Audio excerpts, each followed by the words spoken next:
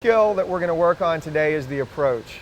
This piece of the turn involves a couple of skills, and we've got our demonstrators that are going to use the lane line to show the skill of submerging. What we're looking for them to do is slightly depress their upper body just below the surface of the water in order to double cut the water, which allows them to slide through the water a little bit more easily. It also is the initiation of the rotation.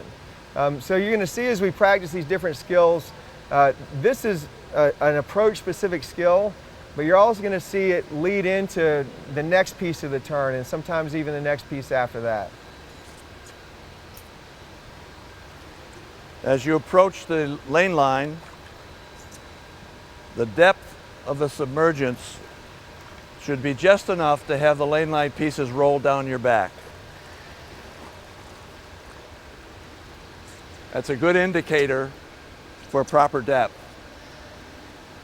And the depth is important because, as Matt said, it's an initiation of the rotation, but also it maintains your velocity going into the wall.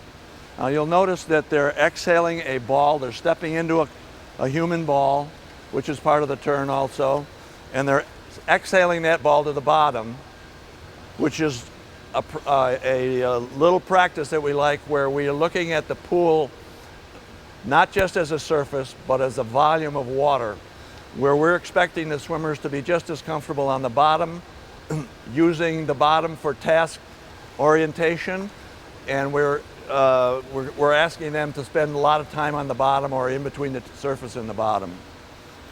You'll notice also that they're crawling back. They're not swimming back, they don't push off, they crawl back and they start again. So it's a big circle.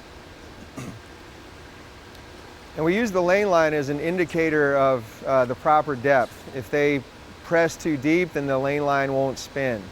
If they get it just right, like Sam just did, then the lane line will start spinning as soon as their scapula touches the lane line. So these guys are all hitting just the right depth.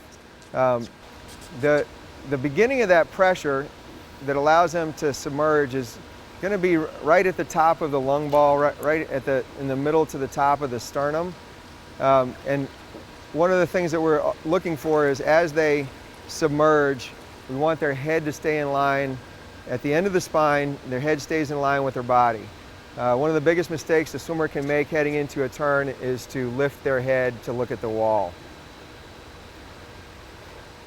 Faith just did a very, very nice approach. She's stepping with both feet into the body ball.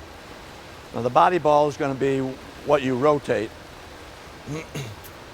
And we're always practicing exhale for a purpose, whether it's a purpose to get to the bottom of the pool, a purpose to sustain duration in swimming.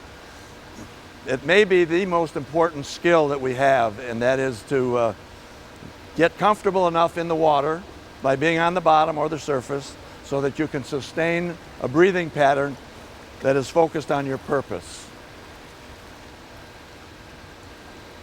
It's also important for them to get comfortable exhaling, going down to the bottom just after the submerge point of the turn, because they're going to be underwater for a little while no matter what the turn is coming off the wall. So we want them to get comfortable going down to the bottom and not feel like they have to rush back up.